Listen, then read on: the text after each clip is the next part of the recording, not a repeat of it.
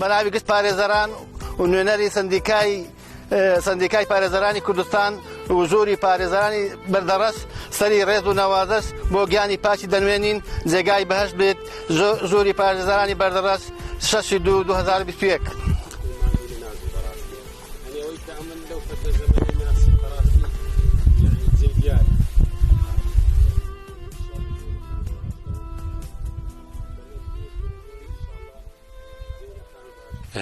لە ساڵیادی کۆچی دوایی پارێزەری ڕاوێژکار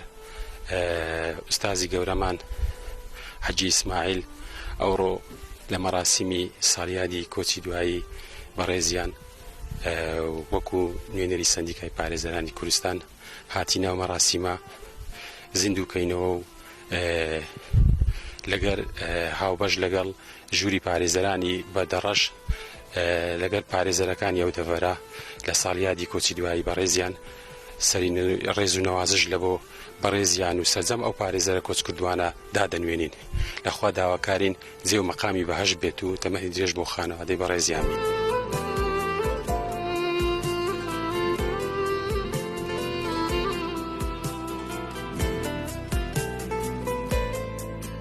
ئەمڕۆ 6/2 ساڵیادی کۆچی دوای پارێزەر و مامۆستامان حەجی ئیسماعیل دووبەردانی ساڵێک تێدا پەڕی بەسەر کۆچی دوایی وەک وەفاک پارێزەرانی بەردەر هەستاین بە سەردانی مەزاری کۆچ کردو سەری ڕێز و نوازش دەژنوێنی بۆ گشت پارێزەرانی کوردستان ئەوانی کۆچ کردو ئەو پارێزەرانەش وەک وەفاک هاتون سەر گۆڕی پارێزەر ئیسماعیل مەحموود و دانانی تاجە گوڵینە وەک وەفاک چونکە هەر هەمومان تەڵەبە و قوتابی ئەو پارێزەرە بەڕێزە بووینە ئینشاڵڵا خوا عەفوی کردیە.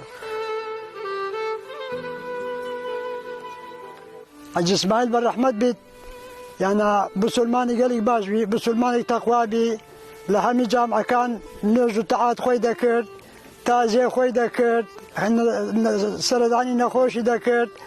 لە مەحکەمەش هەمی شۆلێکی بەرێوە دەبێت بەبێ هیچ کەمە کوڕی بەڕەحمەت بیت حەجی ئیسماعیل ئینسانێکی زۆر مهم بی لە ناو عالم دیاری بی لە ناو تازیە هەر دیاری بی لە ناو عالم هەر دیاری بی بچوەگە هەر جێگەی حەجی ئیسماعیل هەزار ڕەحمەت لێی بیت ئینسانێکی محتەرەم بیت. ئەمن یانە چەند ساڵە لەگەلی بیگەم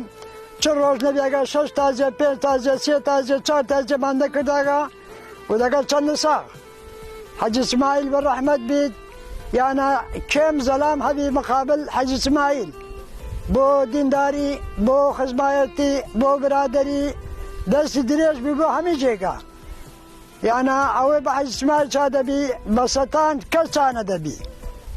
بەڕەحمەت بی حەجی ئیسماعیل یانە ئەی دنیای هەمی دەکرد